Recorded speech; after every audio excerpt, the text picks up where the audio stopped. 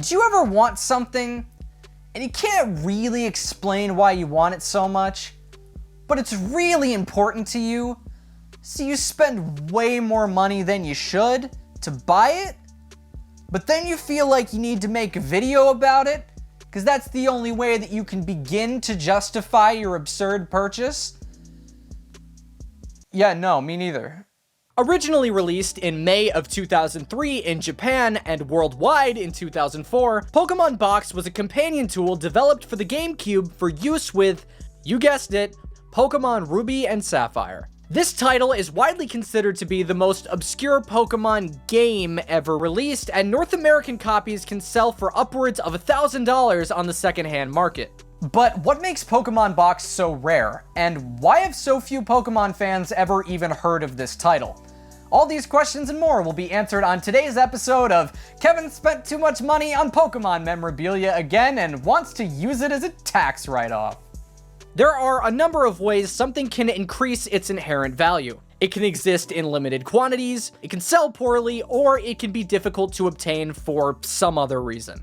Pokémon Box suffers from all of the above. In North America, it was only available for purchase at the Pokémon Center Store in New York City, and on their website for a brief period of time before they closed and the building was turned into Nintendo World. In Europe, it was only available on the Nintendo website in extremely limited quantities and in the Colosseum Mega Pack, a GameCube bundle that included Pokémon Box, Colosseum, and the GameCube system. Which is interesting, because the only way to transfer Pokemon from Colosseum, or XD, to Pokemon Box is by sending them to Ruby and Sapphire first, then moving them to Pokemon Box. It's strange that they bundled two games that can't directly connect with each other.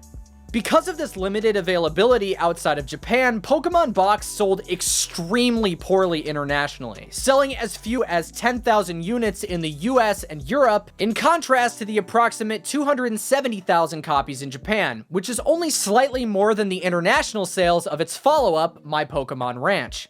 Due to poor sales and the deterioration of technology over time because of things like disc rot and less than favorable treatment, it's thought that there are only around 1,000 copies of the North American version of Pokémon Box still floating around in the wild, which has caused the used price to skyrocket over the past few years. So what exactly do you get for your give or take $1,000 purchase if you decide to buy Pokémon Box? This will obviously vary based on where you buy it and what's included, but originally Pokémon Box Ruby and Sapphire shipped with the game disc, a Game Boy Advance to GameCube link cable, and a special edition red and blue 59-block memory card for the GameCube, which is the exact size needed to store save data for the application. And as a bonus, they throw in some stickers for the memory card. Upon launching the game, you'll be presented with two options: Go to Pokémon Box and Go to Adventure. Go to Pokémon Box does exactly what it sounds like. The game will prompt you to connect your Game Boy Advance with a copy of Pokémon Ruby or Sapphire via the link cable and attempt to confirm the connection between the two consoles. Once successful, Bridget, the older sister of Lynette who created the storage system in Pokémon Ruby and Sapphire, will greet you and grant you access to the storage system where you can transfer Pokémon from the Game Boy Advance titles to the GameCube. To encourage you to take advantage of the storage system, Bridget will reward you with various special Pokémon eggs for reaching milestones of certain numbers of creatures deposited into Pokémon Box. These eggs will all contain Pokémon that know moves they can't normally learn through other means.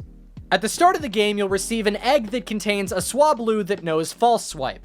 After depositing 100 Pokemon, you'll receive a Zigzagoon that knows Extreme Speed. At 500 Pokemon, you'll get a Skitty that knows Payday. And at the absurd 1,499 mark, you'll receive a Pichu that knows Surf, which sadly enough can't be transferred to future generations because Surf is an HM. Outside of the storage system, the game includes a showcase mode, which lets you display your Pokemon using miniature standees. You can change the look of the stage on which they're displayed, as well as the music playing and the background. It's fun, but nothing too exciting. Something interesting I noticed is you can add duplicates of the same Pokemon on your showcase stage. This doesn't clone them, and I don't know what benefit it really serves, but there's nothing stopping you, so do with that information what you will. Back on the main menu, if you select Go to Adventure and connect your cartridge, Pokémon Box gives you the ability to play Ruby and Sapphire on your TV, without a need for the Game Boy Player add-on for the GameCube. It's funny to me that at the time of release, this was the cheaper way of playing Pokémon Ruby and Sapphire on your TV. But 16 years later, it's significantly cheaper to buy a Game Boy Player than it is to buy a copy of Pokémon Box Ruby and Sapphire. Additionally, you can't trade Pokemon in Adventure Mode because the GameCube doesn't natively support Game Boy Advance link cable connectivity. Another feature lacking in Adventure Mode is game support. Despite being able to deposit Pokemon from Fire Red, Leaf Green, and Emerald into the storage system, these games unfortunately cannot be played in Adventure Mode, since they were released later and their ROMs aren't included on the game disc. Playing Ruby and Sapphire in this mode will also patch the infamous berry glitch, where in Generation 3, if you planted a berry tree on a specific date, it would take over a year to grow due to the way the in-game clock is programmed. And that's pretty much everything. Pokémon Box Ruby and Sapphire is a weird, obscure artifact from the Pokémon franchise's history, existing in a time before titles that support previous generations were quickly phased out and removed from the market, like My Pokémon Ranch and what will eventually happen to Pokémon Bank and Pokémon Home. I discussed this in much greater detail in one of my previous videos, but I'm not a fan of online-only services that could still find use years after release, having a kill switch that's completely controlled by the developers. Pokémon especially is a series where people revisit older titles years after their initial relevancy period, and the fact that certain features in those games and utilities will cease to exist after X amount of time is something that really disappoints me both as a fan and a media preservationist. Nintendo and the Pokémon Company have never been ones to continue support for older or less popular titles related to their IPs. So being able to revisit something like Pokémon Box after all this time to see the start of their line of products built for external storage that are still around today and see how far it's evolved with things like Pokémon Home is really cool. It's unfortunate that the chances of a physical offline utility being released for the series again are very slim.